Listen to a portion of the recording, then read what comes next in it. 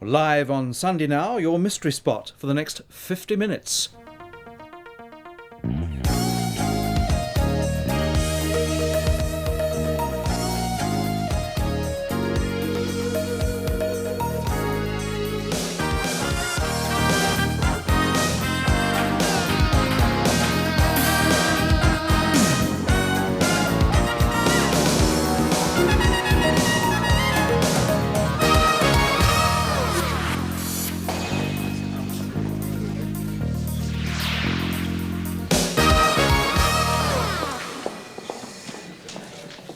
Hello and welcome.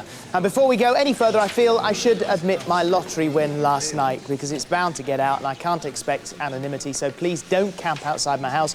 The £10 will come in very useful and I'm not going to let it change my way of life. Later on though, we are on the trail of £20 million in gold bullion. Now there is a fortune. This is Schofield's Quest. This is our final show of the series.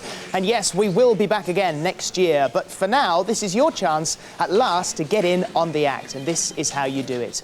Whilst we trawl through today's clutch of myths, mysteries and magic moments, you wait till you know something we don't, and then you dial our number and here it is.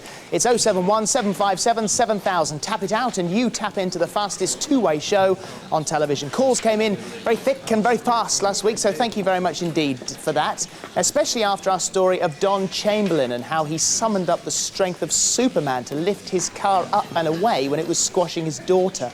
It seems Don is not alone. David Miller of Sutton at Home near Dartford recalled lifting a quarter-ton lump of clay which had fallen on his neighbour in a trench, and John Orme from Hampshire cleared a 9-foot fence escaping from a farmer who found him swiping apples from his orchard. I think that's scrumpying. Amazing stories. How's it done? Well, Dr. Morgan O'Connell, who is surgeon captain at the Royal Navy, tells us that it's the result of a sudden concentration of adrenaline in the system, and other doctors have also backed his theory. So now let's get our own adrenaline going with a quick flip through what's to come on Quest tonight. Why do we do what we do at Christmas? Someone somewhere wants a brick from you. Movie memories that could mean money. Have these children got us all stumped? And the quest for a transatlantic treasure. Now here's a statistic to take your breath away. So far this series, in 9 shows, we've taken nearly 100,000 telephone calls. We've also received more mail than Father Christmas. In actual fact, I've got some of the letters here. This bunch of letters, for instance, 9 of them, all from youngsters at the Vine School in Curdridge in Southampton. They're doing a project on the millennium and they all share the same quest. We asked them to come in and tell us all about it, and they're all here now. Hello. Welcome, thank you very much for coming in. Looking very smart, all ready for Christmas? Yeah, good. Now, what's your quest? How is the date going to be written in the year 2000? Have you got any sort of suggestions? Yes, some of the suggestions were MM and 02 and 20. And 20 as well. So you've all been trying to figure this out. You really need someone official to give you a hand here, don't you, if you're doing your project and stuff. So let's see if we can sort that out for you. But before I throw it open to everyone who's watching, Adam, where's Adam? Down here, you're Adam, yeah? Yeah. I'd like to just read you something that Adam wrote on the bottom of his letter. It says, "Eat well, stay fit, die anyway." That's not very optimistic, is it? No. Is he always like this? Yeah. Is he the Joker? Yes. Well, very good. You made us laugh anyway. So let's see what we can do. Here's the quest.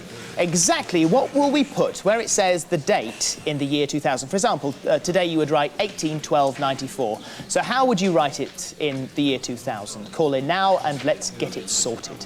Now, a quick recap from last week. Monkey World have had an amazing response and their chimp gym will be up and running by Christmas, and lots of people wanted to adopt a chimp, which is great news for them as well, of course. And now a quest that snakes back through history to the 17th century and across half the world to a remote corner of northern Mexico. Here, somewhere in the Sierra Madre Mountains, lies a fabulous treasure trove in gold and silver bullion. It's been lost for generations, but tonight you can help find it, if you can help the man who has made this his own personal, all-consuming quest. He's here with us now, and he's Adrian Westwood. Welcome to the programme. Good evening. First of all, how did they lose it? What happened? It's £20 million of Spanish gold bullion, which was lost in 1646 during an Indian uprising, which cut a bloody swathe across northern Mexico. What sort of terrain does it lie in now? It's desert, jungle and snow-capped mountains. Yeah. What is the treasure? What does it comprise? The treasure is £20 million worth of gold bullion, which is £14,000 of silver, £6,000 of gold ore, a tonne of gold bullion, and church relics, including 3 bells, which weigh over £1,000 solid gold. So if you find them, how are you going to get them out? We then have to make a deal with the Mexican government for a 90%, 10% split. In which direction? In the Mexicans' favour, so they should be happy about it. As far as organisation is concerned, you've got the Americans hot on your heels on this, haven't you? They've got an expedition under the way at the moment. They've got all the money, the high-tech wizardry, the gimmicks, ground penetration radar, aerial photography, satellite photographies. Kevin Marsh, who's another British treasure hunter, and myself, we've got the experience and also the British pluck, hopefully. OK, and also you've got quest as well, which is great. What's your quest? The quest is, we've got almost all of the jigsaw puzzle. We're asking anybody who knows a Mr. W. Wheeler. He was a British mining engineer who operated in Sonora and Chihuahua, northern Mexico, during the 1890s to 1910, and actually looked for the treasure. We believe he collected very special documents regarding the treasure. You may well have them in a box of photographs, field notebooks, maps, in the attic or in the cellar. OK, and now if you find it and we help you, I expect you back here with a bit of bullion. There'll be a bar on the table. Bless you, sir. All right, we'll see what we can do then in that case. Thanks, Adrian. Let's just recap on what we need from you tonight. First, we need to trace the family of British mining engineer Mr. W.E. Wheeler, who may have left his field notes and maps with his descendants. Are you one of them? Second, perhaps you could collect old maps. Perhaps you know someone who does. Anything of northern Mexico 300 years ago, you could hold the key to Adrian's quest. 071 757 7000. We've cracked tougher nuts than this in the past few weeks, and this time there's the added attraction of beating the Americans to the punch. And now here are some of those tougher nuts I was talking about, a few of the challenges and the achievements during the first series of Quest. I know that you have some very important things that you need desperately. Can you give us a very short but very important shopping list? We do need practical things. We do need a vehicle. We're running around at the moment in a 13-year-old car with the gearbox falling out of it. Doesn't sound very safe. No, it's not. Not for seals, not for us. Not for seals, no. So we do need an ambulance. As Packy swam out on the tide, your calls came flooding in, and soon the sanctuary had its ambulance and lots more volunteers too. Since 1992, Dr. Nick Davey has been working with a plant called Philanthus celoianus, otherwise known as Sarandi blanco, and for many years diabetic sufferers have believed it to have healing properties. So Nick, how can our viewers help you in your quest? We badly need more plant material. So what we want to know is, are there any specimens of this plant that we don't know about lurking in people's greenhouses in the UK? Secondly, has anybody tried this plant? Has a diabetic actually tried the tea made from this plant and found it to be of any use? Dr. Davies' appeal led to a multitude of offers and stories of personal experiences. His research is going ahead, and one of our viewers has been given special permission to bring fresh supplies of the plant into the country from Argentina. These were the new Romans in Britain, the legions Secunda Augusta from Portsmouth. They appealed for new members, for craftsmen, even for a portable Roman home, and they got the lot. On top of that, they've been offered parts in a new movie, and they're going to be in a glossy magazine's fashion shoot. It's the Roman conquest of Britain all over again. Your Kawati's going bald, is that right? It is. Like 3 months ago, she developed this skin problem on the tail. We took her to the vet in a normal way, and we've treated her ever since, and it isn't going away. Right, not at all. Is it it's persistent. It's persistent. I wouldn't say it's getting worse, but it's not getting any better. 2 weeks later, we welcomed Esmeralda, the Kawati, to the studio, together with Nikki Provost, the healer, and the excellent result was there for all to see.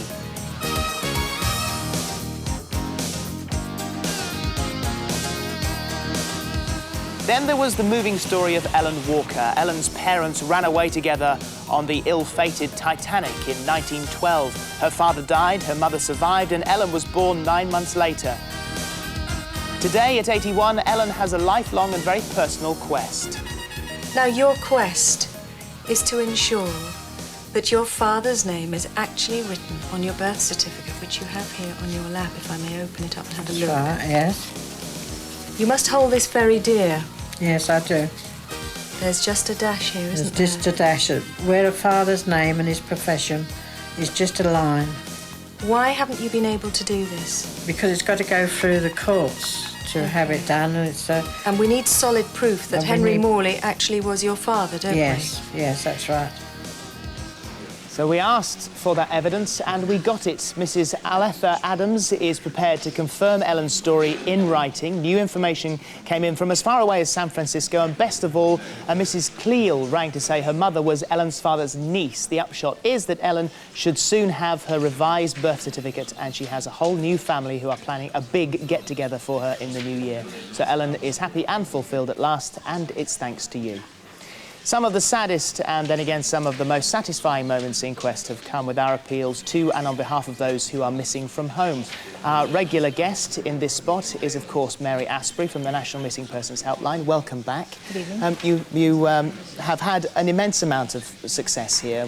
We all have, and that's 14 out of 19 cases, I think, Absolutely, isn't it? Which is yes, terrific. yeah. But there is another one this evening. Yes, there is. This is really an urgent appeal for Sean Harper, who actually was at an all-night party and left the party at 6 o'clock in the morning in Knightsbridge, London, last Wednesday, and hasn't been seen since, and it's really totally out of character. So if anyone's seen him, maybe he's been in an accident in a hospital unit, but please could they come forward?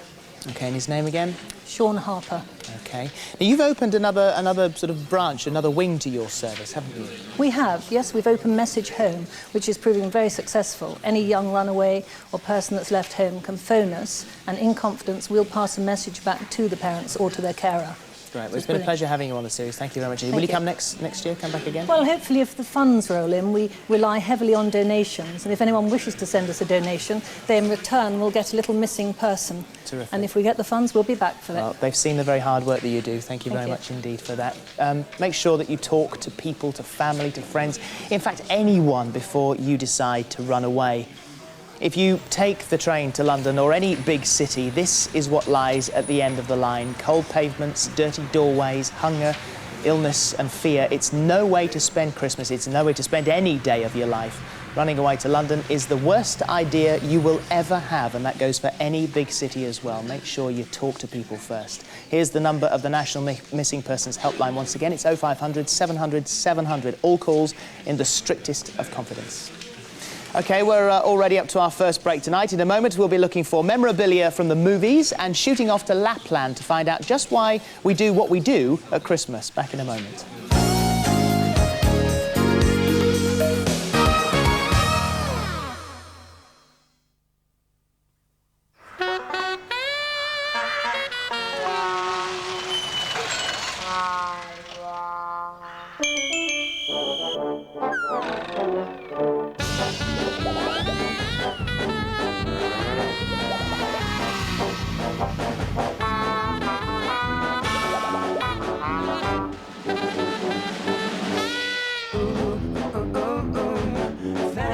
Say thank you with Cadbury's Roses.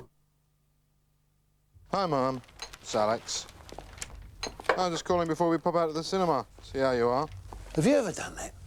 I know I have. Before you say anything else, you say, I can't talk for long, we've got to go out. I want to see how that feels on the other end. Come here. Alex! Oh. Not on, is it? You ever listen to a woman on the phone? That dress you were looking for, did you find one with the neck you wanted? Square, wasn't it? Not too low? Don't be daft. It's for not whistles. It's kinder, isn't it? And you don't have to rack up your phone bill to do it. Call it the weekend. Low weekend rates means a 20-minute chat costs less than a bottle of lager. 3 minutes for 10p.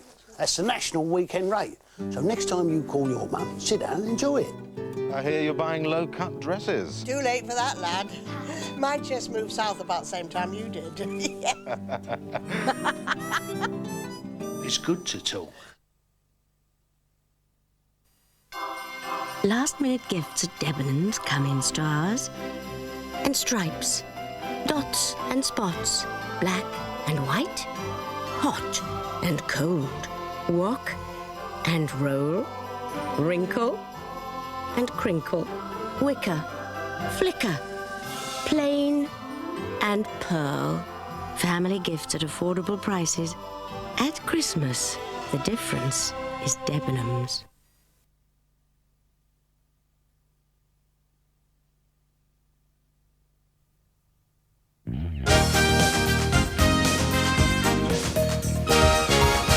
Welcome back to Quest. More from your calls last week. First, hundreds called about Corky the killer whale. Your verdict? 13% say keep him in SeaWorld. 87% say free him. Figures we have passed on to SeaWorld and the Born Free Foundation. Our offbeat fashion designers, Neely Moore and John Boddy, have both been offered all they need, so thank you very much indeed for that. We asked for more examples of wacky fortune-reading techniques, and we got them. We heard from people who tell your fortune by your pet. They read your pet. Froth marks on beer glasses, shaver's stubble, whiskers left in the sink after shaving, jelly babies, the soles of your feet, wallpaper, paint blotches, raffle tickets, and you've got to be really dedicated for this last one, toenails. Please, no more. That's suggestions, not toenails. Ring the London Weather Centre. They need all the help they can for the future. And now those wedding pictures. Collector Rosemary Wheeler wanted a picture of a bride in hot pants, and here it is.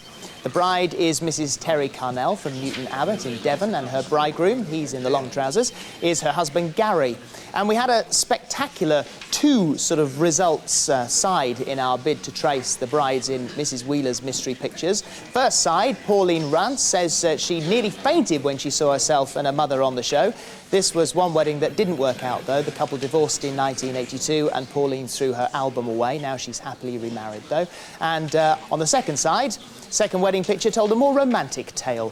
This was the moment when a young couple began a long and happy married life. Trevor Orton called to tell us that the soldier was his great-uncle Henry Slim, pictured on the day he married Elizabeth Lee. Henry survived the war, he came marching home again, and he and Elizabeth were together until she died in the 60s. Henry himself lived into the 1980s. Two pictures, one marriage, and a great story.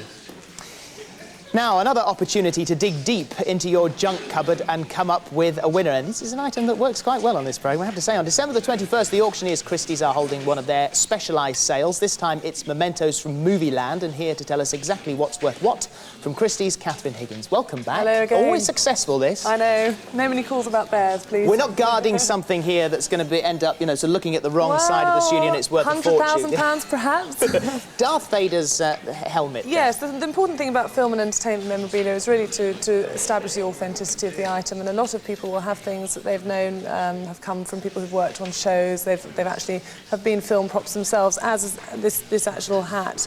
Up to about £3,000 for that was used in the film The Empire Strikes Back, so very recognisable key piece. This is another nice party piece, quite suitable for you, yes, maybe. Absolutely. What do you mean? It's very stylish, from Coneheads, which is a 1994 film, very big in the States at the moment. Right. £200 to £400. Was not actually worn by Dan Aykroyd himself, but was worn by another of the actors in the film. So, important piece there. And this is much more my style here. This is lovely. This is from Indiana Jones film, which is absolutely, I mean, key pieces from the films, like the Temple of Doom and the banqueting scene, actually do go very, very well at auction. So that is probably around about £300 for that. Yes, served on a bed of salad. Indeed, yes. Lovely. Yes. Does it help if the movies are older? Yes, I mean, obviously established classic films do attract a lot of interest, and these whiskey bottles here are appropriate enough for Christmas. They inspire Graham Greene to write Our Man in Havana, and actually these were used in the film itself, and they're in the crucial scene where they actually play chess with the whiskey bottles. So, yes, I mean, a classic film, and those would be £1,500 to £2,000. Great. So, talking about authenticity as well, which I mentioned before, I mean, this is the jacket from Terminator 2. I mean, very well known. It comes with a letter of authenticity from the stunt coordinator in the film. Yeah. So, very important that you can actually trace the provenance of the item. You know who's owned it. And these sunglasses here, again, Terminator to cover his robotic eye. So, key pieces there. £3,000 and perhaps £1,500 for the glasses. It is unlikely, if we're being sort of realistic, that most of us would have these things dotted around our wardrobes. But I mean, we might have movie stills. You may have a black and white still like this, £20 to £30 on its own, but a whole collection, perhaps much, much more. So Marilyn Monroe here. And on the subject of Marilyn, let me introduce Pauline Bailey to you. Hello, Hi. Pauline. Hi. A bit of a Marilyn fan, to say the least. Yeah. What, are you going to go along to the auction? Yes, I am, actually. Are you looking for anything in particular? Well, I collect old original magazines of Marilyn and the old calendars, so anything to do with Marilyn would be absolutely fantastic. How long have you been a fan? Since I was 9 years old. Really? Yeah. Because we were talking about, earlier on today, Marilyn dresses and things. I mean, the clothes that she wore would really fetch a fortune, wouldn't they? Well, well, in excess of £30,000 for a Marilyn Monroe dress that she wore in a film. Very sought after. So would you be going for something like a little bit out of my price range, I think.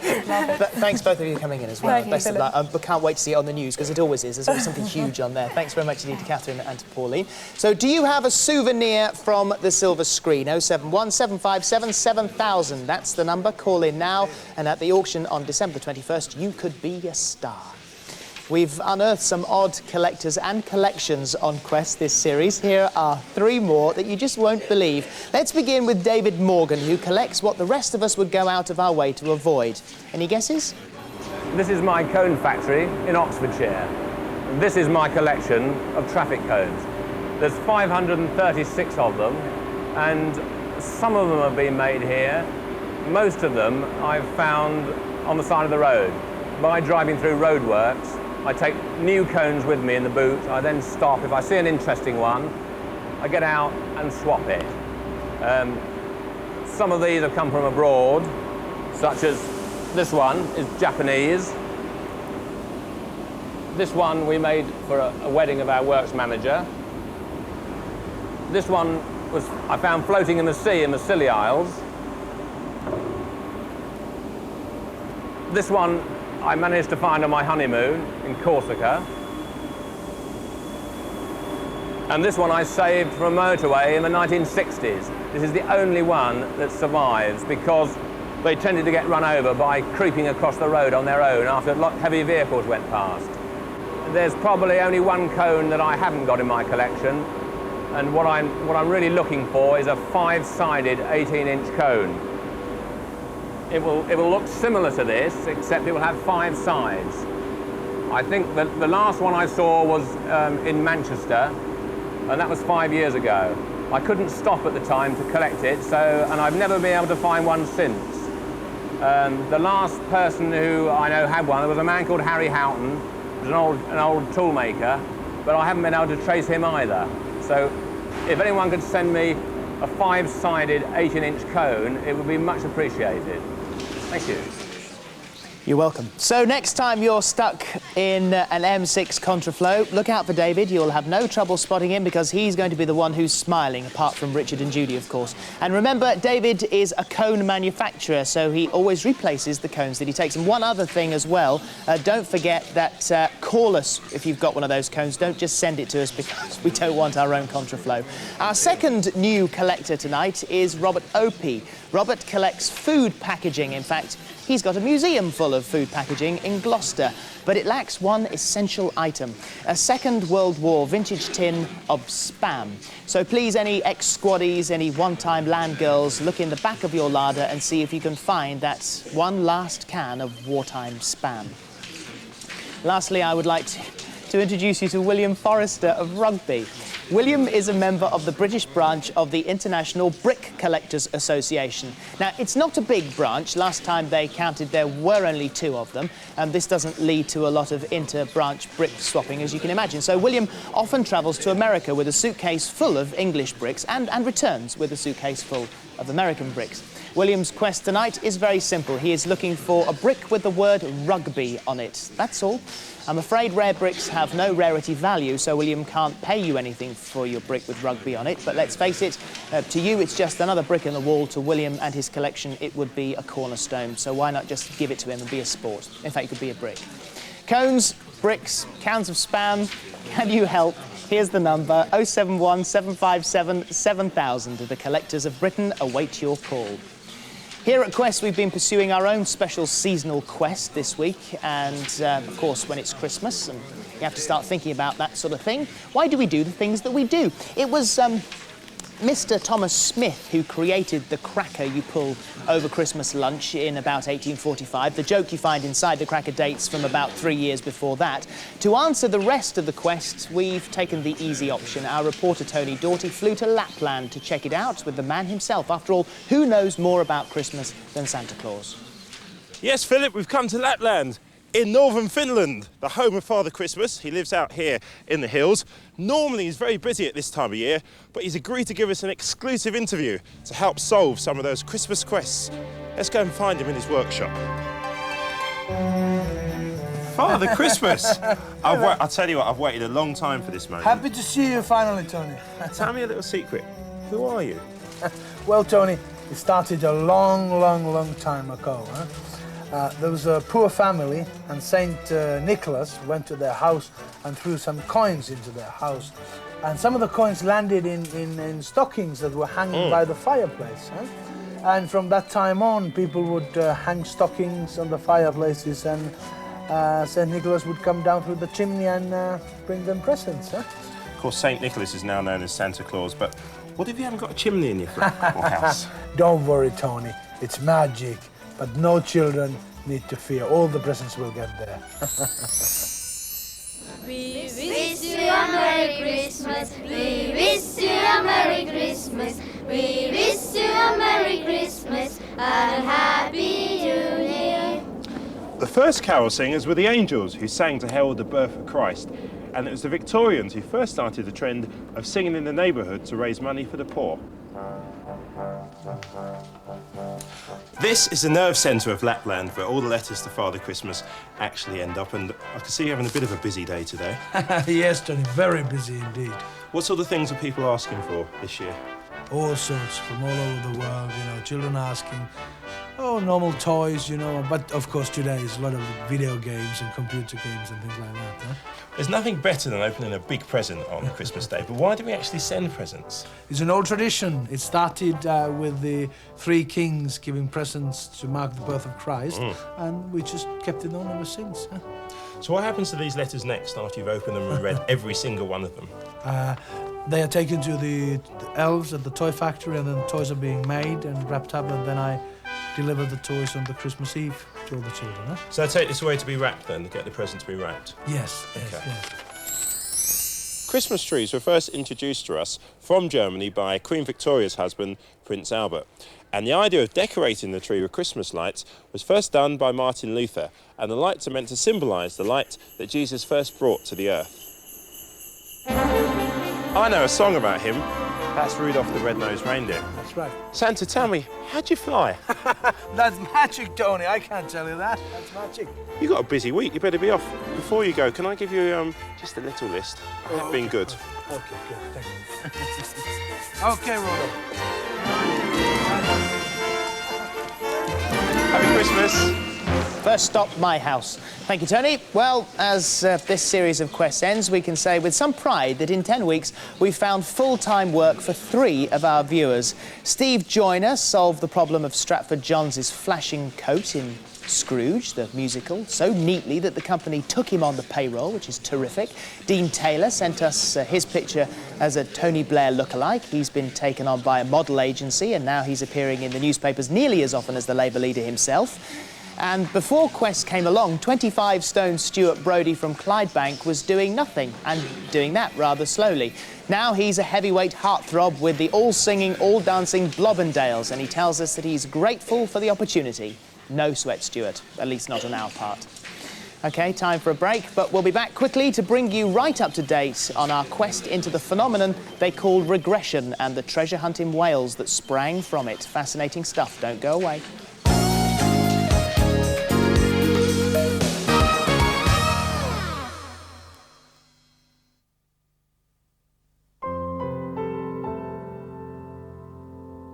I need to communicate. I need to communicate. I need to communicate. I need to communicate. I need to communicate. I need to communicate. I need to communicate. I need to communicate. I need to communicate. I need an EC.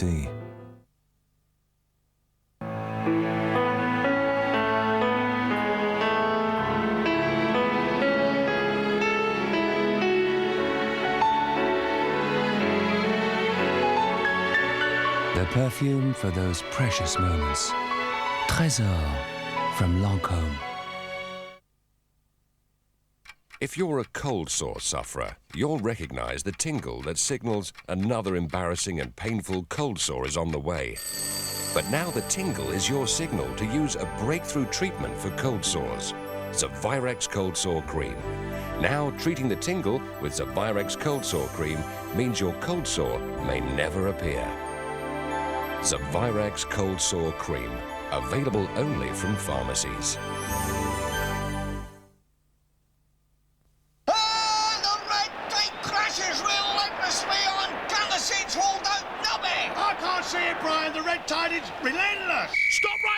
The advertising code, Rule 39B, states that you cannot link McEwen's Lager with sporting heroes. And Lord Justice Hilditch is clean through with just to keep him to beat. He must score! Oh, she's pulled off an unbelievable stop. I don't believe it. She's taking it up the pitch herself. But the keeper's got her covered. Oh, she's whipped her a fondant.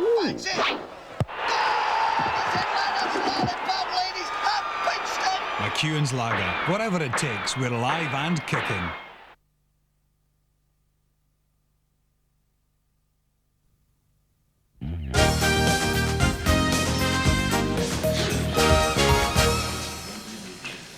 Welcome back. Our investigation into pollution possibly caused by fuel at cement works has led to a big response, including this statement that we've just received from Her Majesty's Inspectorate of Pollution, and this is what they say. As a direct response to the concerns expressed by Schofield's Quest viewers, Dr David Slater, Director and Chief Inspector of the Inspectorate, who appeared on the programme, visited Castle Cement Clitheroe on December the 14th.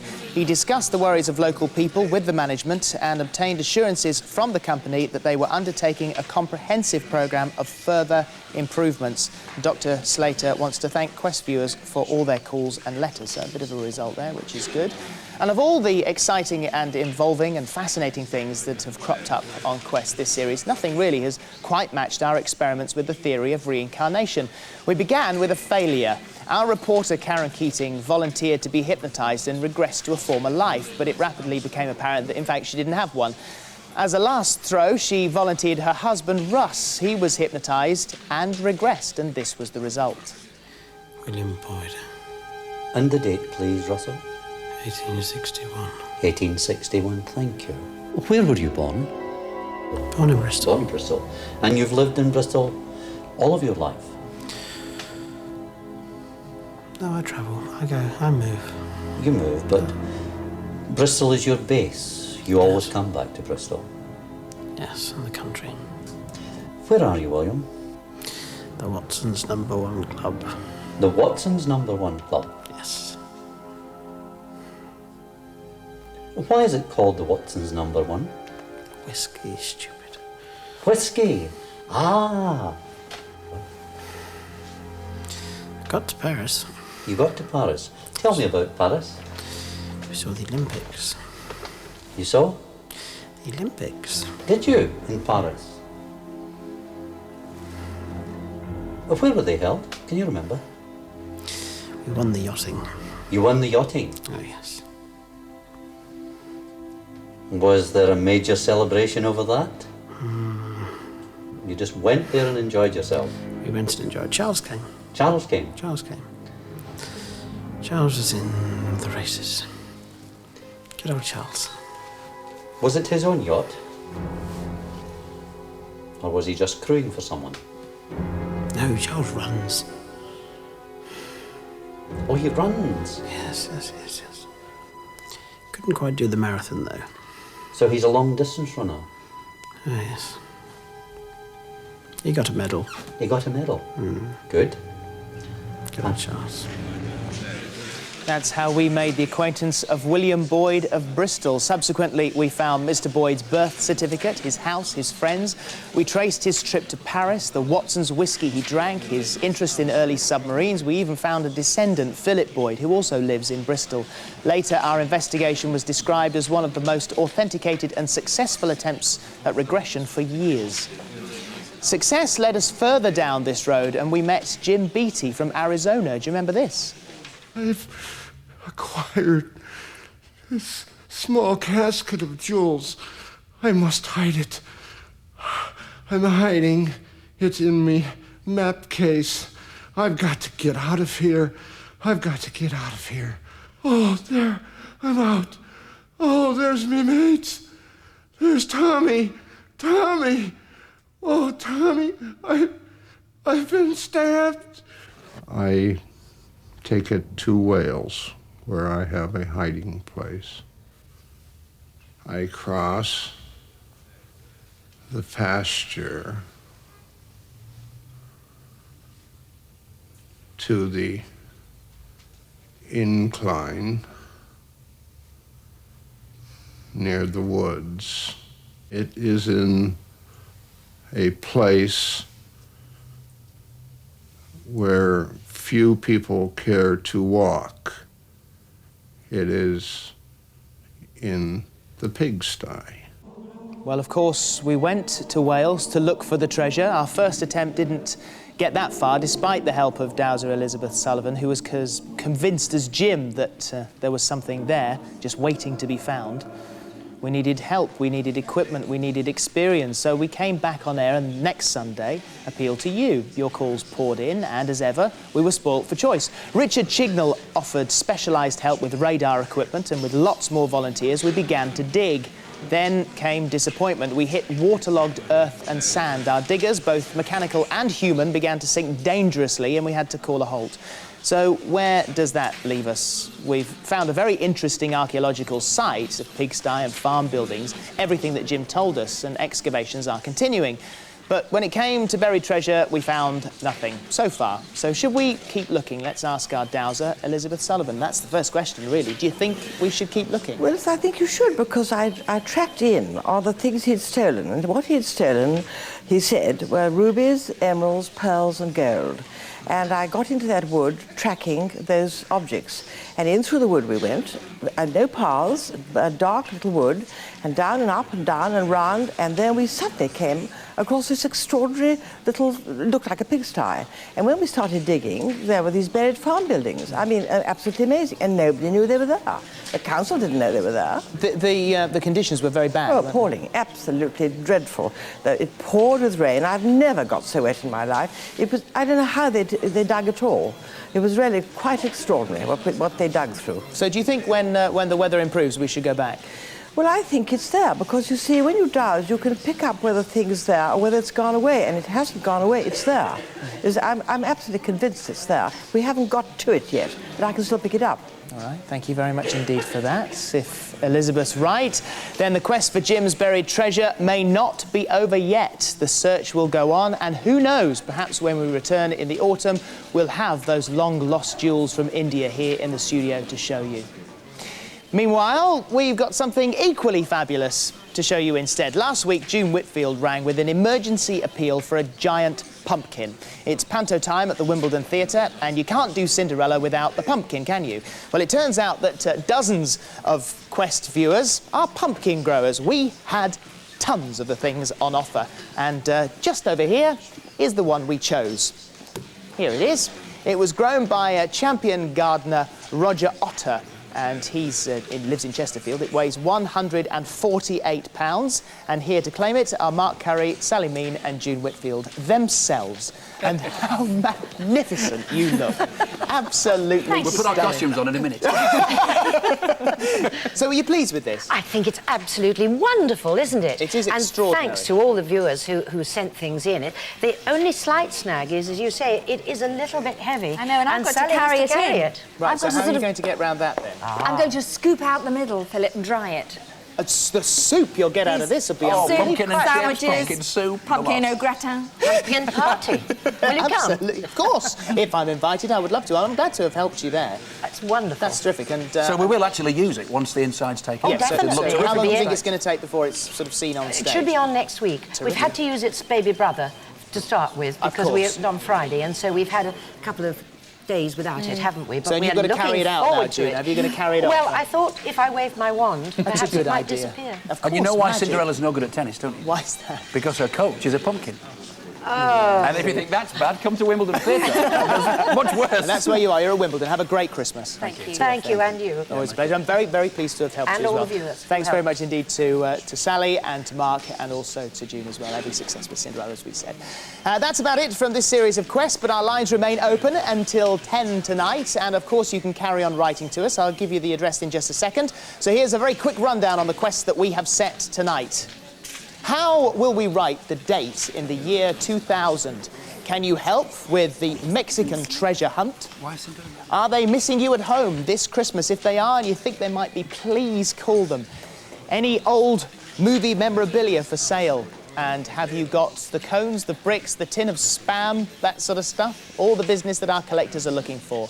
Our address, if you would like to write to us, I'll give you this now. Write it down, because just because we're not on the air next week doesn't mean to say you can't sort of suddenly think of a quest and give us a shout. Schofield's Quest, P.O. Box 9100, London W1A9SB. Quickly, a second time. Schofield's Quest, P.O. Box 9100, London W1A9SB. Our phone number, as we said, that's still open, 0717577 7000. And more importantly, the National Missing Persons Helpline number is 0500 700 700. Let me quickly update you for the final time. The Millennium Project, Greenwich Observatory, Britain's timekeepers say the correct way to write the date at the turn of the century will be 00, so that's 181200 for today. So there you go, officially done. Collectibles, Zoe Layton from Solihull in Birmingham is regularly stuck on the M6 and has a whole range of cones for David Morgan. Holly Ann of Eastcote has a tin of Spam for the 40s. Oh, is this another one coming in? I'll read that one first. We found a 5-sided cone, for goodness sake. Jonathan Overshaw from Bury actually has got one for Harry, so that's absolutely magnificent. Bricks and all sorts of business, masses of success. Have a great Christmas. We'll see you in the new year. Until then, bye-bye.